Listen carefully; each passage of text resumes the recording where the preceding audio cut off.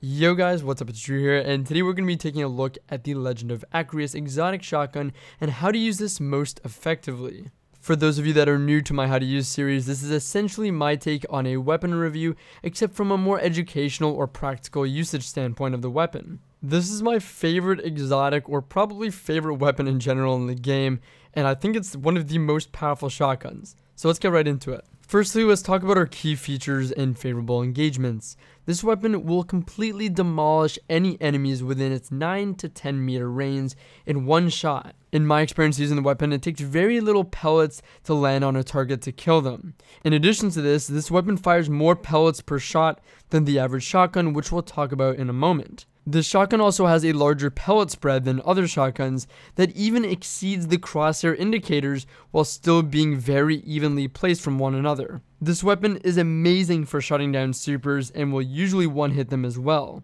It also offers extended radar range when ammo is present and loaded into the weapon. And finally, overall, this weapon has incredibly high impact, range, and stability. Now let's talk quickly about some key limitations about the weapon. Anywhere outside of 9 to 10 meters, this weapon will deal no damage. It's not like other shotguns that will still deal some damage and you can keep pumping them with shots. This shotgun outside of its range will not do any damage. It's an all or nothing weapon. You're either usually going to get that one hit kill 99% of the time, or you're not going to deal any damage whatsoever. It's also got a pretty small mag and a slow reload to go along with that. If you have the base version, it'll only have one shot in the mag, and if you have the upgraded version, you'll have 2 shots. Either way, it's a pretty small mag. Lastly, again, lending to the all or nothing concept of this weapon, it has 45 RPM, which essentially means you have to go for the one-shot kill. Now let's talk about the perks present on the weapon. I'm going to focus on its main unique perks, as the other ones only lend towards its stats. Firstly, we have Shock Blast. This weapon fires blasts of high damage arc energy that over-penetrates enemies. And then Long March, which allows you to detect enemies on your radar from farther away, so effectively increases your radar distance. With Long March, I did notice quite an extended range on my radar, especially with playing Crucible matches. Loading into the raid and checking out the radar difference, I have it shown here. Unfortunately, I don't have Darcy yet on PlayStation to kind of quantify how many meters this is, but you can see the visual difference. It does extend it quite noticeably. Now there is a catch to this though. You're going to have ammo ready and loaded into the weapon's mag for this extended radar to take effect.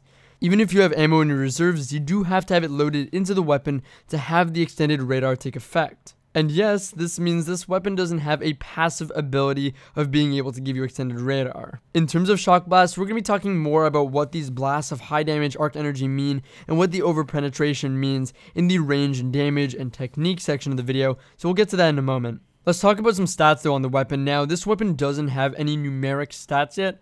They're not in the database for whatever reason. I wasn't able to find them. So I had to take stats from other weapons and try and measure this as best as possible in Photoshop. So here are the numbers that I got. This weapon has approximately 88 impact, 100 range, 84 stability, 13 handling, 28 reload, and 2 shots in the mag, and about 1.33 seconds time between each of its shots. So I mean, the stats really tell the story of this weapon. Really high impact, range, and stability, extremely lackluster handling, reload, mag, as well as time between shots. I want to home in on some key stats though. Impact and range are going to be 2 of those that we'll talk a lot about. Handling and reload is something that we'll touch on, but stability, in my opinion, is quite irrelevant on this weapon and shotguns in general, so I won't be talking about that too much. So let's talk about range now. This weapon, like I said, has super high impact and the highest range possible on a shotgun, which makes for nearly guaranteed one-shot kills within its optimal range of 9 to 10 meters. Before we go on to really understand the range and damage of this weapon, I think we have to understand the shot cone or pellet spread of this weapon. The cone of this weapon is far larger than other shotguns. As an example, we'll talk about the Hawthorne shotgun. The pellets that are fired with the Acrius exceed the crosshair indicator and go outside of it, essentially meaning this crosshair isn't actually covering all the pellets that it's actually firing out. You can miss or hit the edge of your crosshairs and still get kills, which was honestly a lot of the case for me. I did that quite a bit and still converted on kills. As opposed to the regular shotgun, again as an example, Hawthorne's, the spread is generally contained inside the circle indicator of the crosshairs. It's also worth mentioning that each shot of this weapon fires 15 pellets total, which is more than the 12 of Hawthorne's. It fires 3 more pellets than that of Hawthorne's. In addition to that, each pellet pretty consistently landed nearly equally away from each other in distance, fully covering a really large radius and area. Again, each of the pellets had a tight enough distance from the other to hit consistently though, and have massive area coverage. So it was equally away from each other, spread out just enough. It was almost like an almost perfect shotgun spread every time with this weapon. I feel like it was really consistent. So now, having this knowledge about the shotgun of the weapon, again, let's talk about the range and damage. So this weapon has a 9 meter to 10 meter effective range, and again, outside of the 9 to 10 meters, it really had no effectiveness. It would not hit a target. I think 99% of the time I hit a one-hit kill. Sometimes while hip firing, it got me to get someone really one shot, but they must have really been at the edge of my effective range. Each pellet, from what I could test in PvE, dealt far more damage than Hawthorne's shotgun as an example. On an interceptor I was able to find in patrol, the Hawthorne shotgun did 42 to 43 damage per pellet versus Acrius' single blast of 327 that seemed to be consistent in hitting this one significantly higher damage bullet or pellet, and surrounding bullets or pellets dealing about 192 or 193 damage. This helps us further understand what this shock blast perk is. It seems as though there's a central blast or pellet that deals a significant amount of damage, while surrounding ones also do quite a bit of damage, but less than the middle one. And more damage per pellet means less pellets have to hit in order to get a kill. And if there's a central one that's dealing a ton of damage, if you're hitting that most of the time, I'm assuming it's going to result in a kill. And I mean, in the Crucible, the central blast dealt 150 damage and surrounding pellets dealt 40 damage. However, when I was finishing off a weak enemy, or maybe in cases that I was specifically hitting this central blast, it would only display the 150 damage blast as being shown when dealing damage. So there were many times where it did not display any damage from outside pellets. Finally, the central blast that would hit for 150 in the Crucible never changed its damage based on aim down sights or not. The damage was constant. And I also noticed this taking place in PvE as well. So again, this should give us further understanding of what the shock blast perk does and means for the weapon. To put it in perspective, myself, Chemicakes, and a bunch of other people got to test the one-hit kill range consistently of other shotguns, and I saw for the Hawthorne shotgun, being one of the best at the time right now, its consistent one-hit kill range was between 4 and 7 meters, and the two-hit kill range was between 8 to 9 meters, but sometimes it was inconsistent. Acrius, 99% of the time, was a one-shot kill as long as you're within 9 to 10 meters. So against a Hawthorne shotgun, I think this would definitely win over it. Generally, it really didn't seem like this weapon took more than 3 pellets to kill in most cases. I, at the most, only saw 3 ticks of damage on an enemy when shooting them. So again, tons of pellets, goes outside your crosshairs, there's room for error, only 3 to hit. This thing is really forgiving and really powerful. And even its in-air accuracy was quite consistent. I really didn't see any difference in performance, which was great. Now to talk just a little bit about handling, it was extremely slow and clunky. This weapon feels very clunky in your hands when you're playing. It has a 0.48 second draw speed and 0.35 second aim down sight speed. Using a power bracket mod, which increases the handling, is a nice idea. It helps slightly. I did feel like the weapon was a little less heavy and easier to swap to and just kill in general. Felt a little lighter. It changed the draw speed to 0.34 seconds, but the aim down sight speed only saw a difference of 0.02 seconds, which could be just my error in counting. Finally, let's talk about some of the effective techniques to use while using this weapon. Firstly, basic shotgun tips. You want to be evasive. You want to practice evasive shotgunning.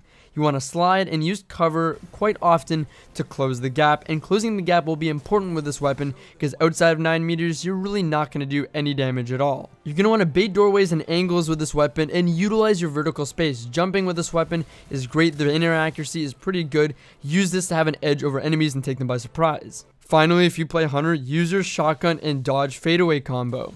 So you shoot your shotgun, and as you're shooting it, be double tapping your circle or B button to activate your marksman's dodge. And if you're using marksman's dodge, you're going to actually get to reload this weapon, which makes up for its small mag size and slow reload. So doing this on the second shot is really beneficial and helps you run through teams. Next, utilize your further extended radar. This is really important and gives you a ton of information as a player and for your team. Use it to gain information on spawns, potential flanks of the enemy and pushes, and just a general enemy location, and just communicate that to your team all the time. Using your extended radar will be super advantageous if you have good map knowledge. Understanding the spawns on the map, or at least knowing the callouts and layout of the map, allows you to call out potential pushes and the threats to your team, or even play more aggressively. You can identify where they're spawning for sure and collapse on them. Remember that the extended radar only activates when there's ammo in the mag, so I actually try and hold one bullet in the mag that I try not to use to have this passive effect be active for me through the entire game and use it to stay alive. And when it is loaded and you have some ammo saved, swap out to the weapon to gain the knowledge of where the enemy will be before you push an area of the map. Or even when you're weak, you can pull out the weapon, check where people are pushing you from and where they're trying to flank you from, and just run the other way and keep running away from them and stay alive. Another technique with this weapon is that you can shut down supers reliably with this gun. It will rip through supers in its intended range in one shot, no matter if it's a Fist of Havoc roaming super, Stormcaller, or even Sentinel. It'll also one-hit Guardians using a shutdown super while they're mid-animation, like the Nova Bomb or a Striker going in for its initial slam, but it generally won't waste the enemy super unless it actually gets fired off. Also, with this weapon, don't be afraid to hipfire. Acrius has very little damage difference from ADS to hipfire, and generally it's always just going to be a one-shot kill in its range.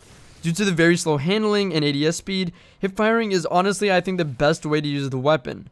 Don't adjust your aim too much all the time. Have your target near the general area of your crosshairs and just pull the trigger when needed. Don't hesitate. The spread of bullets, again, is far bigger than the crosshair itself, so you can just get your crosshairs over the general area of an enemy and just fire it off. As long as they're in the range, it will 99% of the time one-shot kill them. Finally, this weapon does have over-penetrating bullets, so collateral damage is very likely with this gun.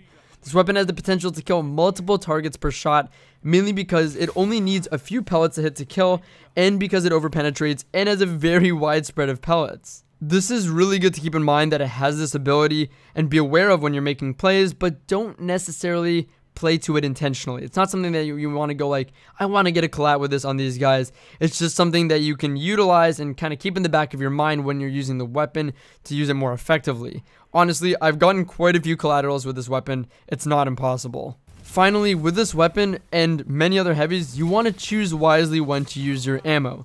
I feel like it's especially the case with this weapon because you have the opportunity to deal collateral damage and kill multiple targets in one hit, and you have the opportunity to shut down supers. You even have the opportunity to save a bullet and get extended radar for a good amount of time before you get the next ammo spawn.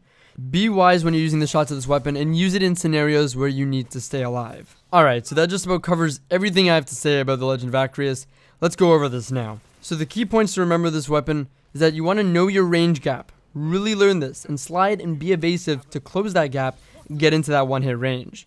You want to use your reserve ammo to utilize extended radar. Remember, don't just dump your ammo, try and hold onto a bullet to keep that extended radar. Hip fire and don't be afraid to miss. Don't hesitate on your shots, just get the general target and just fire it off within its range. Utilize your shots and ammo to shut down supers for your team. And be conscious of the low clunky handling, I'd say. Remember, as a strength and limitation, this weapon is all or nothing. Within its range, it's generally a one-hit kill. Outside of it, nothing at all. Anyways, I hope you guys enjoyed the video. Definitely leave a comment with your thoughts down below if you did enjoy it and what you think about this weapon. As always, thank you guys so much for watching. It's been Drew here today, and I'll catch you guys later.